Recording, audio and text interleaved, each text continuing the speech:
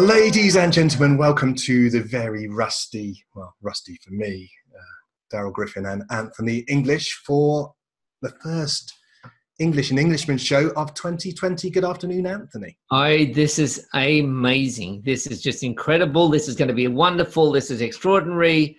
I'm glad that you have pulled me off my yacht in the Bahamas, having my laptop lifestyle, to drag me back into the studio to join the E&E show for this year. I am very impressed with the tan you have, my friend. Yeah, that's the lighting. Anyway, let's move on. I'm going to put the timer on straight away because we're going to try and keep this to 15 minutes going forward. I have to speak super quickly. 15 minutes is underway, friends. And today we're going to kind of touch on something that we kind of have discussed, not previously on the show, but we discussed a few months ago. And you have this, what do we call it? The reward of business. We need to talk about the reward of being in business, and it's not just financial. Yeah, well, for most of us, not for profit, that's for most of our businesses, right? Not for profits. So we must be in it for something else. And we see this very, very much in sales, which is that and when people buy. I know people say people buy from emotion and they justify it later rationally. I don't believe that myself. You may, I don't. But I think it's really important to recognize that we are humans. We're not just wallets, right? Mm-hmm. Not just in selling, but also in buying. Not just in buying, but also in selling. And the reason that we're in business is, for some of us, why would you put up with it? Is that there's just such an emotional drive, and it's nothing to do with, I get to decide my own lifestyle and, and how I wake up in the morning, what time I get up. It's nothing to do with that. There's something else. What is it? I don't know. So it's got to scratch the fulfillment itch. Yeah. It's interesting, that whole question of fulfillment. People say, well, I want to make a difference. I want to make an impact. I just sort of think, I don't know anybody who doesn't want to make an impact. Yeah. It's how you do it. And I want to make a difference. Or people say I'm problem solvers. Like I saw that on a LinkedIn profile today. Problem solver. Well, at last, thank goodness, we finally found somebody who's a problem solver, Aren't we all problem solvers? So here's the problem, is that why is it that we're in business? Is it for the emotional satisfaction? Is it for the community engagement? Is it for being able to talk to people? Is it from being able to avoid people? Oh, I don't have to go up to the water cooler. I don't have to go out to coffee with my colleagues anymore. Don't have to turn up to these politics, these meetings of politics and everything. Well, this came out from something that, so before we started recording, I was sharing that I had come to a realization that I didn't want, if I'm going to leave being employed by somebody, I don't want to then become self-employed only to continue to serve people where our values are not aligned. And I probably am not making a huge amount of sense, but for me as a human being, the emotional return on what I do is easily, if not far more important than the financial. And that's perhaps why I'm not a millionaire. Yeah. Okay. Well, and look, that's my point as well. I mean, for a lot of people, I see that emotional drive. I meet people all the time. Look, ever since I was 12 years old or 6 years old, I was selling things. I was born for business. Or people are driven. I just cannot have my own boss. I've got to go out on my own and so on. And that's a really strong emotional driver. There are very good financial reasons if business is successful. There are very good financial reasons for running a business rather than investing in real estate or in stocks or shares or something like that. But for me, it was very interesting. I never wanted to run a business. I didn't have that emotional drive. When I left, I was very scared when I left the full-time employment to become a contractor, which is almost like being a full-time employee anyway, without some of the benefits. Yeah. And I was an extremely reluctant, entrepreneur. But now I suppose my journey has been quite different from many other people. Is basically I fell into it and had no other option. I love it. And what is that driver? So that all I'm saying is that emotional driver, which has been kind of thrust upon me. It wasn't a choice that I made. I didn't, have it from my mother's, from my mother's lap that I was, wow, I always want to be an entrepreneur. Yeah. So perhaps the whole aversion to sale, the word sales that people have, and having to do sales for their business is actually an aversion. They actually feel that it's perhaps in some ways a detraction from their emotional reason for being in business in the first place. Yeah. I think there's a lot to that. Is that people are after the E-myth, as Michael Lee Gerber mentioned. How good is that I just had the prop just ready? We didn't even plan that, I just had it ready. The book. Yeah, but the entrepreneurial myth. But the other thing is what you say about the sales thing is that we feel awkward. We feel even those who have done a lot of sales at a corporate level, when they run their own business, they tell me it's a very different thing when you are selling your own services. And so I think that I'm suspecting that what's behind here is this emotional connection in this highly disconnected world, where we're all on our mobile phones and not talking to each other. I think that is probably one of the big drivers. Is there's a big emotional need to connect with the right people, and the whole sales thing is kind of putting up a barrier, because I got to sell to you, I got to pitch to you, Yeah. Well, I agree. So this book touches on this kind of stuff. Why did you hold that up? Okay, so the E-myth, only because the E-myth is that I'm going to be my own boss. I'm going to be an entrepreneur. Yeah. And basically he says, listen, that's not going to happen unless you put some systems in place, unless you do certain things. But you've got to begin by working out what is your legacy. Why are you doing this in the first place? Okay, you've got to start. What's the big driver here? Because when you're going to be, when you're a grandparent, you're going to be looking back and telling your kids, look, I really rocked it. The world was changing, and, mobile phones were introduced, and the internet and everything. And here was what I did. And so you really got to declare your legacy, even if you never intend to sell your business. Basically, that's the whole idea, is working out what your real drivers are for yourself, for your clients, including financially and emotionally.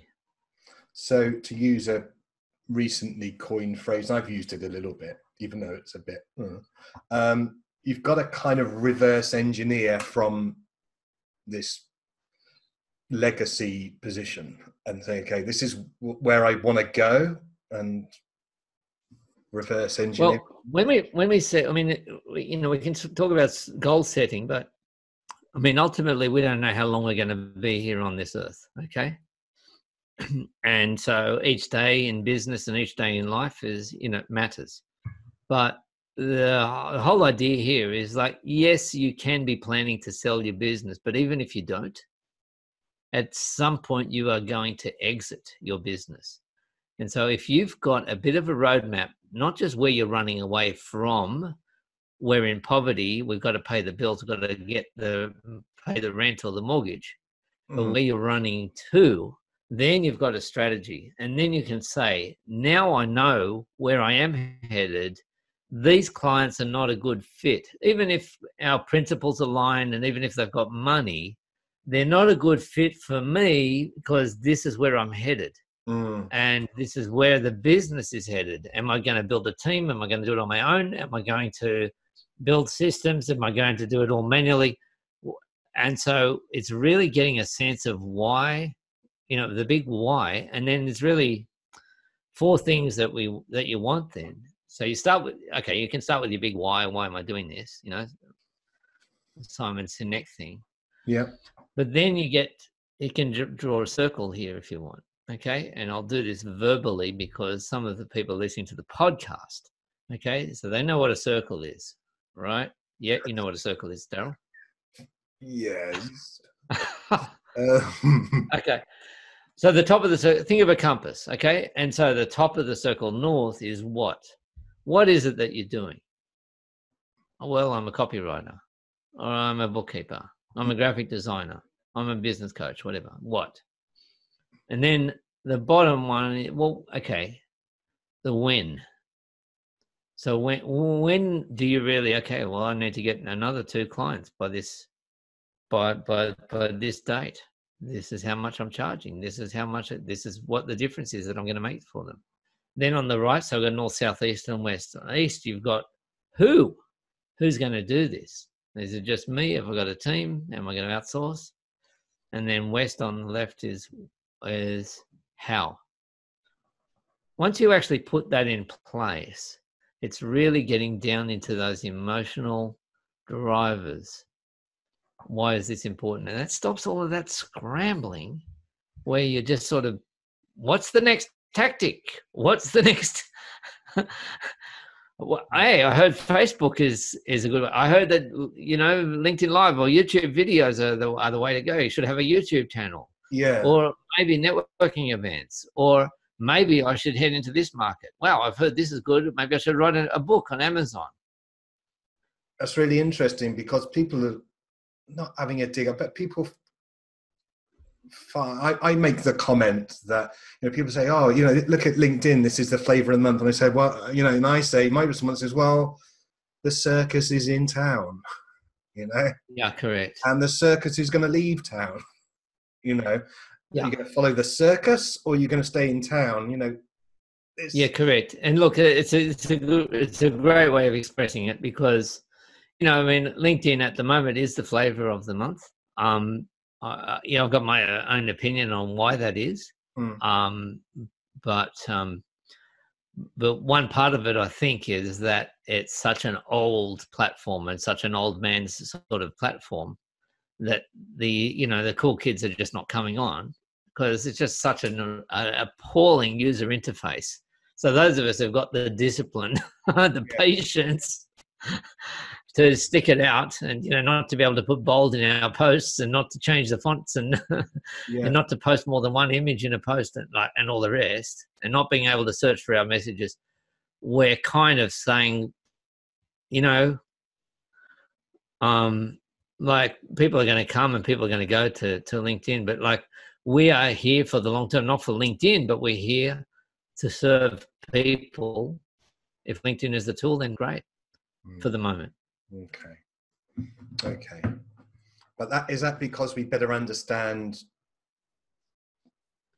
that, that we're understanding what these 4, what, who, when, and hows? I mean, Well, maybe we're understanding it, but I think it's a little bit more than just a playground, LinkedIn. And anyway, to get back to the key point, which is why we're in business.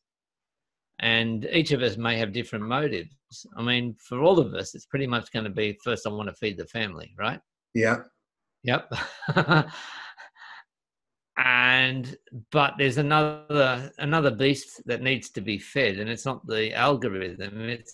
There's an emotional beast within us, some recognition that we feel is just not recognized as a sense of loyalty, or is just not being recognized in the workplace, in the traditional workplace these days. And I think that's a really big part of it.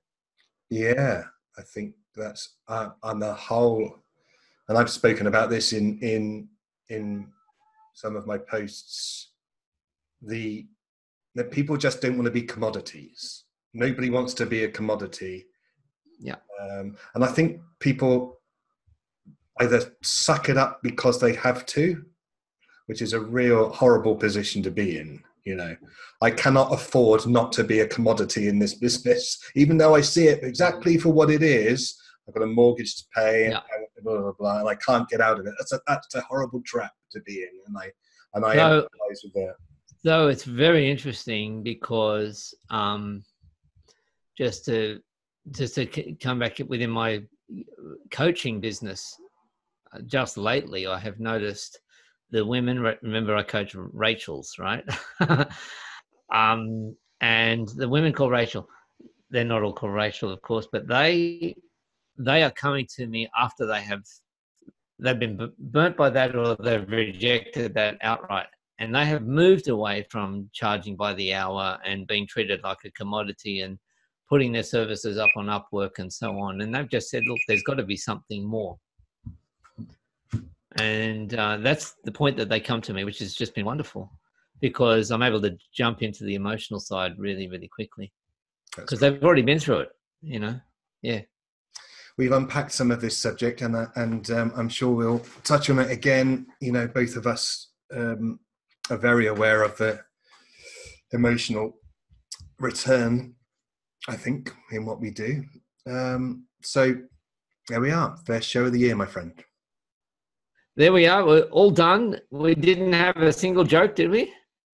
I'm going to say, you know, I think we'll probably, very serious. You know, got to rub off some of the rust, and then we'll get back to our. I've been in a serious. I mean, I'm in a serious. You're a very grumpy old man. I'd say, was that your New Year's resolution? Just thinking about stuff. You know, it's not about being grumpy. All right. Okay. So it wasn't your New Year's resolution. No. Because I was just going to say, I really have to admire how well you kept your resolution. You know? Very good. Very good.